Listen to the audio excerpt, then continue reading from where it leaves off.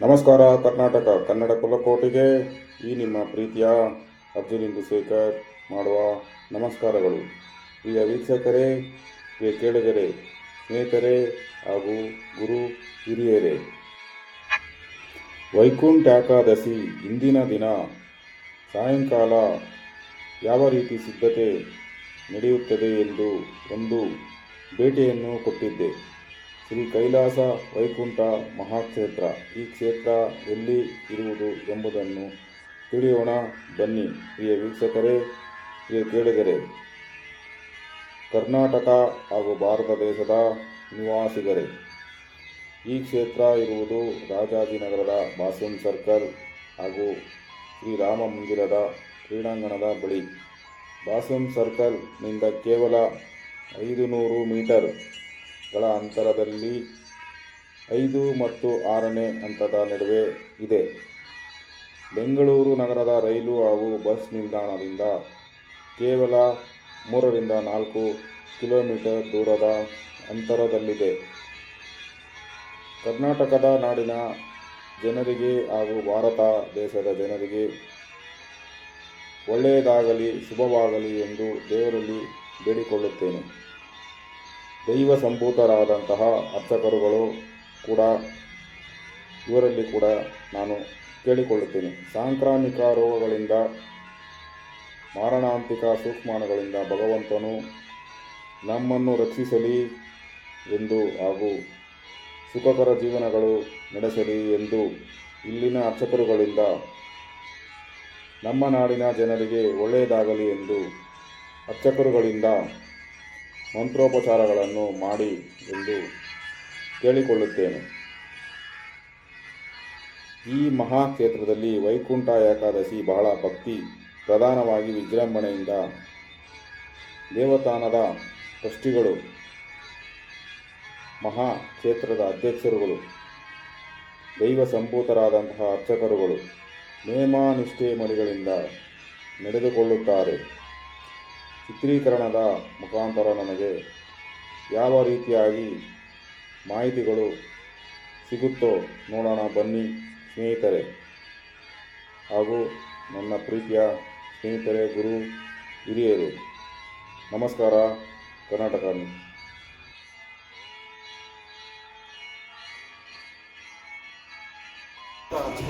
ನಾಳೆ ವೈಕುಂಠ ಏಕಾದಶಿ ನಡೀತಾ ಇದೆ. ದಯವಿಟ್ಟು ವೈಕುಂಠ ಏಕಾದಶಿ ಬಗ್ಗೆ ಭಕ್ತರಿಗೆ ಮತ್ತು ನಮಗೆ, ನಮ್ಮ ತಾಣವಾಗಿ ಮಾಸಿಕ ಪತ್ರಿಕೆಗೆ ಹಾಗೂ ನಮ್ಮ ಯೂಟ್ಯೂಬ್ ಸುದ್ದಿವಾಹಿನಿಗೆ ತಿಳಿಸ್ಕೊಡ್ಬೇಕು ಅಂತ ನಿಮ್ಮನ್ನು ನಾನು ಕೇಳ್ಕೊಳ್ತೀನಿ. ಈ ಮೂಲಕ ದಯವಿಟ್ಟು ತಿಳಿಸ್ಕೊಡಿ. ಶ್ರೀಕಾಂತಾಯ ಕಲ್ಯಾಣ ನಿಧಯೇ ನಿಧಯೇರ್ತಿನ ಶ್ರೀ ವೆಂಕಟ ನಿವಾಸಾಯ ಶ್ರೀನಿವಾಸಾಯ ಮಂಗಳಂ. ಸರ್ವರಿಗೂ ಶುಭಮಸ್ತು. ಈ ಒಂದು ವೈಕುಂಠ ಏಕಾದಶಿ ಅಂದರೆ ಪುಷ್ಯಮಾಸದ ಏಕಾದಶಿ ವೈಕುಂಠ ಏಕಾದಶಿ ಅಂತ ಕರೀತಾರೆ. ಈ ಒಂದು ಪುಷ್ಯಮಾಸ ಬಂದು ದೇವಕಾಲಮಾನದಲ್ಲಿ ಬೆಳಗಿನ ಜಾವದ ಒಂದು ಸಮಯ. ಹಾಗಾಗಿ ನಾವು ಏನು ಬ್ರಾಹ್ಮಿ ಮುಹೂರ್ತ ಅಂತ ಹೇಳ್ತೀವಿ, ಅದ ಒಂದು ಸಮಯ ಇದು. ಹಾಗಾಗಿ ಬೆಳಗಿನ ಜಾವದಲ್ಲೇ ಬಂದು ಭಗವಂತನನ್ನು ಈ ಒಂದು ಧನುರ್ಮಾಸದ ಈ ಒಂದು ತಿಂಗಳಲ್ಲಿ ವಿಶೇಷವಾಗಿ ಪೂಜೆ ಮಾಡ್ತೇವೆ. ಆ ಬೆಳಗಿನ ಜಾವ ಬ್ರಾಹ್ಮಿ ಮುಹೂರ್ತದಲ್ಲಿ ಭಗವಂತನ ಆರಾಧನೆ ಮಾಡಿದ್ದೆ ಆದರೆ ಇವಾಗ ದಕ್ಷಿಣಾಯನ ಹೋಗಿ ಇನ್ನೇನು ಸಂಕ್ರಾಂತಿ ದಿವಸ ಉತ್ತರಾಯಣ ಹುಟ್ಟೋ ಕಾಲ. ಅಂದರೆ ನಮಗೆ ಹೆಂಗೆ ಬೆಳಗ್ಗೆ ಸೂರ್ಯೋದಯ ಆಗುತ್ತೋ ಅದಕ್ಕೆ ಮುಂಚೆ ಸೂರ್ಯ ಅರುಣೋದಯ ಅಂತೇನು ಹೇಳ್ತೀವಿ, ಬ್ರಾಹ್ಮಿ ಮುಹೂರ್ತ, ಆ ಒಂದು ಮುಹೂರ್ತದ ಒಂದು ಕಾಲಮಾನ ಇದು. ಹಾಗಾಗಿ ಈ ಒಂದು ತಿಂಗಳಲ್ಲಿ ಬಹಳ ವಿಶೇಷವಾಗಿ ದೇವರ ಪೂಜೆ, ಅದರಲ್ಲೂ ಈ ತಿಂಗಳಲ್ಲಿ ಏಕಾದಶಿ ಬಹಳ ವಿಶೇಷವಾಗಿದೆ. ಇದನ್ನು ಮುಕ್ಕೋಟಿ ಏಕಾದಶಿ ಅಂತಲೂ ಕೂಡ ಕರೀತಾರೆ, ವೈಕುಂಠ ಏಕಾದಶಿ ಅಂತಲೂ ಕೂಡ ಕರೀತಾರೆ. ಇದನ್ನು ಏನಂದರೆ ಮುಕ್ಕೋಟಿ ಏಕಾದಶಿ ಅಂದರೆ ಉತ್ತರ ದ್ವಾರದಲ್ಲಿ ಭಗವಂತ ಉತ್ತರಾಯಣದಲ್ಲಿ ಉತ್ತರ ದ್ವಾರದಲ್ಲಿ ಭಗವಂತ ವೈಕುಂಠದಲ್ಲಿ ಎಲ್ಲ ಕೋಟಿ ದೇವತೆಗಳಿಗೂ ದರ್ಶನವನ್ನು ಕೊಡ್ತಾರೆ. ಹಾಗಾಗಿ ಅಲ್ಲಿ ಹೇಗೆ ದರ್ಶನ ಮಾಡಿ ಅವರು ಪುಣ್ಯವನ್ನು ಹೊಂದುತ್ತಾರೋ ಹಾಗೆ ಈ ಒಂದು ದಿವಸ ನಾವು ಉತ್ತರ ದ್ವಾರದಲ್ಲಿ, ನಮ್ಮ ದೇವಸ್ಥಾನದಲ್ಲೂ ಉತ್ತರ ದ್ವಾರ ಏರ್ಪಡಿಸ್ತೇವೆ. ಅಲ್ಲಿ ಭಗವಂತನಾದ ಭೂನೀಳಾ ಸಮೇತರಾಗಿ ಶ್ರೀನಿವಾಸ ಸ್ವಾಮಿಯನ್ನು ವಿಜಯ ಮಾಡಿಸಿ ವಿಶೇಷವಾದ ಅಲಂಕಾರವನ್ನು ಮಾಡಿ ಅಲ್ಲಿ ಜನರಿಗೆ ದರ್ಶನವನ್ನು ಕೊಡ್ತಾರೆ. ಆ ಉತ್ತರ ದ್ವಾರದ ಒಳಗೆ ಬಂದು ಉತ್ತರ ದ್ವಾರದಲ್ಲಿ ಭಗವಂತನನ್ನು ದರ್ಶನ ಮಾಡಿದ್ದೇ ಆದರೆ ನಮ್ಮ ಎಲ್ಲ ಪಾಪಕರ್ಮಗಳೆಲ್ಲ ಕಳೆದು ಭಗವಂತನ ಸಾಯುಜ್ಯ ಅಂದರೆ ನಮಗೆ ಸದಾ ಏನು ದುಡ್ಡು ಬೇಕು ಸುಖ ಬೇಕು ಅಂತ ಕೇಳ್ಕೊಳ್ಳೋದೇ ಒಂದಲ್ಲ. ಇದರಲ್ಲಿ ಏನಂದರೆ ಭಗವಂತನ ಸಾನ್ನಿಧ್ಯ ಬೇಕು ನಮಗೆ. ಅಂದರೆ ಮತ್ತೆ ಇದೇ ಇದರಲ್ಲಿ ಹುಟ್ಟಿ ಇದೇ ಕಷ್ಟಪಟ್ಟು ಇದೇ ಇದು ಮಾಡಿಕೊಂಡು ಬೇಡ. ಭಗವಂತನನ್ನ ನಿತ್ಯವೂ ಸದಾ ನೋಡೋ ಥರ ಭಗವಂತ ಸಾನ್ನಿಧ್ಯ ಹೊಂದಬೇಕು. ಅಂತಹ ಒಂದು ಪುಣ್ಯಕರವಾದ ಫಲವನ್ನು ಹೊಂದತಕ್ಕಂಥ ಒಂದು ದಿನ ಈ ದಿನ. ಹಾಗಾಗಿ ಈ ದಿನ ಉತ್ತರ ದ್ವಾರದಲ್ಲಿ ಭಗವಂತನನ್ನು ನೋಡಿದ್ದೇ ಆದರೆ ನಮ್ಮ ಪಾಪಕರ್ಮಗಳೆಲ್ಲ ಪರಿಹಾರ ಆಗಿ ಭಗವಂತನ ಒಂದು ಸಾಹಿತ್ಯವನ್ನು ಭಗವಂತ ಕೊಡ್ತಾನೆ. ಹಾಗಾಗಿ ಎಲ್ಲ ಭಕ್ತಾದಿಗಳು ಈ ದಿನ ವಿಷ್ಣು ದೇವಾಲಯಕ್ಕೆ ಹೋಗಿ ಭಗವಂತನನ್ನು ದರ್ಶನ ಮಾಡಿ ನಿಮ್ಮ ಪಾಪಕರ್ಮಗಳೆಲ್ಲ ತೊಳೆದುಕೊಂಡು ಭಗವಂತನ ಸಾಹಿತ್ಯವನ್ನು ಹೊಂದಬೇಕಾಗಿ ಈ ಮೂಲಕ ತಿಳಿಸ್ತಾರೆ. ಬೆಳಿಗ್ಗೆ ಬ್ರಾಹ್ಮಿ ಮುಹೂರ್ತ ಅಂತ ಹೇಳಿದ್ರು ಸ್ವಾಮಿಗಳೇ. ಬೆಳಗಿನ ಜಾವ ಬ್ರಾಹ್ಮಿ ಮುಹೂರ್ತ ಎಷ್ಟೊತ್ತಿಗೆ ಶುರುವಾಗುತ್ತೆ? ಈಗ ಎಷ್ಟೊತ್ತಿಗಿಂತ ನೀವು ಪೂಜೆ ನಿಮ್ಮ ವಹಿವಾಟುಗಳನ್ನ ಪೂಜೆ ಪುನಸ್ಕಾರಗಳನ್ನ ಶುರು ಮಾಡ್ಕೊಳ್ತೀರಾ? ಅಂದರೆ 4 ರಿಂದ 6 ಗಂಟೆಯನ್ನು ಬ್ರಾಹ್ಮಿ ಮುಹೂರ್ತ ಅಂತ ಕರಿತೇವೆ. ನಾಳೆ ನಮ್ಮ ದೇವಸ್ಥಾನದಲ್ಲಿ ಅಂದರೆ ವೈಕುಂಠ ಏಕಾದಶಿ ದಿವಸ ದೇವಸ್ಥಾನದಲ್ಲಿ ದೇವರುಗಳಿಗೆ ಮೊದಲನೇ ದಿವಸ ಬೆಳಗ್ಗೆಯೇ ಅಭಿಷೇಕಗಳೆಲ್ಲ ಮಾಡಿ ಅಲಂಕಾರ ಎಲ್ಲ ಮಾಡಿ ಸಿದ್ಧಪಡಿಸಿರ್ತೇವೆ. ವೈಕುಂಠ ಏಕಾದಶಿ ದಿವಸ ಬೆಳಗ್ಗಿನ ಜಾವ 3 ಗಂಟೆಗೆ ಸರಿಯಾಗಿ ಸುಪ್ರಭಾತ ಸೇವೆಯನ್ನು ಮಾಡ್ತೇವೆ. 3 ಗಂಟೆಗೆ ಸುಪ್ರಭಾತ, ಅದಾದ ನಂತರ ನಿತ್ಯಾರಾಧನೆ, ತಿರುಪ್ಪಾವೈ ಸೇವೆ, ಸಹಸ್ರನಾಮ ಮತ್ತು ಸ್ವರ್ಣ ಪುಷ್ಪಾರ್ಚನೆ ಅಂದರೆ ಚಿನ್ನದ ಹೂವಿನಲ್ಲಿ ಭಗವಂತನಿಗೆ ಅರ್ಚನೆಯನ್ನು ಮಾಡ್ತೇವೆ. ಅದಾದ ನಂತರ ತಿರುಪ್ಪಾವೈ ಸೇವೆಯಲ್ಲಿ ಶಾತಮಾಲೆ ಅಂತ ಹೇಳ್ತೇವೆ, ಅಂದರೆ ಮಹಾಮಂಗಳಾರತಿಯನ್ನು ಮಾಡಿ ಆಮೇಲೆ ಉತ್ತರ ದ್ವಾರಕ್ಕೆ ದ್ವಾರ ಪೂಜೆಯನ್ನು ಮಾಡಿ ಭಗವಂತನನ್ನು ಪ್ರಾರ್ಥನೆಯನ್ನು ಮಾಡಿ ಆ ಸಮಯದಲ್ಲಿ ದ್ವಾರ ಪ್ರವೇಶ ಮಾಡಿ ಭಗವಂತನನ್ನು ದರ್ಶನ ಮಾಡ್ತೇವೆ. ಇದೆಲ್ಲ 5 ಗಂಟೆ ಅಷ್ಟೊತ್ತಿಗೆ ಮುಗಿಯುತ್ತೆ. ಮತ್ತು ಒಂದು ವಿಶೇಷವಾದ ಒಳ್ಳೆಯ ಒಂದು ಮಾಹಿತಿ ಕೊಟ್ರಿ. ಈಗ ಮಾನವ ಜನ್ಮನ ಮುಕ್ತಿ ಪಡೆಯೋದು. ಈಗ ವೈಕುಂಠ ದ್ವಾರದಲ್ಲಿ ಹೋದರೆ ಸ್ವಾಮಿ ಹತ್ರ ಸೇರ್ತೀವಿ ಅಂತ ಈ ನಮ್ಮ ಮಾನವ ಜನ್ಮ ಬಿಟ್ಬಿಟ್ಟು ಸದಾ ಸ್ವಾಮಿ ಹತ್ರ ಐಕ್ಯ ಆಗೋದಕ್ಕೋಸ್ಕರ ಅದ್ರ ಬಗ್ಗೆ ಒಂದು ಹೇಳಿದ್ರಿ. ಅದನ್ನು ಮಾಡಬೇಕಂದ್ರೆ ಯಾವ ಥರ ಅದಕ್ಕೆ ಪೂಜೆ ಪುನಸ್ಕಾರಗಳು ಏನೋ ಇದೆಯಾ? ಇಲ್ಲ ಭಕ್ತಿಯಿಂದ ಮಾಡಬೇಕಾ, ಧ್ಯಾನ ಮಾಡಬೇಕಾ, ಪೂಜೆ ಮಾಡಬೇಕಾ, ತಪಸ್ಸು ಮಾಡಬೇಕಾ? ಮತ್ತೆ ಈ ಜನ್ಮ ಬೇಡ, ಮಾನವ ಜನ್ಮ ಬೇಡ, ಸಾಕು, ಈ ಜಂಜಾಟ, ಇದಳು ಕಷ್ಟಪಡ, ಇದು ಭಾಳ ಜಂಜಾಟ. ಸ್ವಾಮಿನಲ್ಲಿ ಐಕ್ಯ ಆಗಿಬಿಟ್ರೆ ಇದೇ ಬೇರೆ, ಅದ್ರ ಮಾರ್ಗನೇ ಬೇರೆ, ಸ್ವಾಮಿ ಮಾರ್ಗನೇ ಬೇರೆ. ಅವಾಗ ಮಾನವ ಜನ್ಮ ಬರಲ್ಲ, ಹುಟ್ಟು ಸಾವು ಎರಡೂ ಇರೋದಿಲ್ಲ. ಸದಾ ಸ್ವಾಮಿಯಲ್ಲೇ ಐಕ್ಯ ಆಗಿರ್ತೀವಿ ನಾವು. ಅದ್ರ ಬಗ್ಗೆ ಒಂಚೂರು ಹೇಳಿ ಸ್ವಾಮಿ. ಅಂತ ಅಂದರೆ ಇವಾಗ ನಮಗೆ ಮಾನವ ಜನ್ಮ ಸಿಗೋದು ನಮಗೆ ಸುಮಾರು 8,000 ಜೀವಿಗಳಿವೆ ಭೂಮಿಯ ಮೇಲೆ.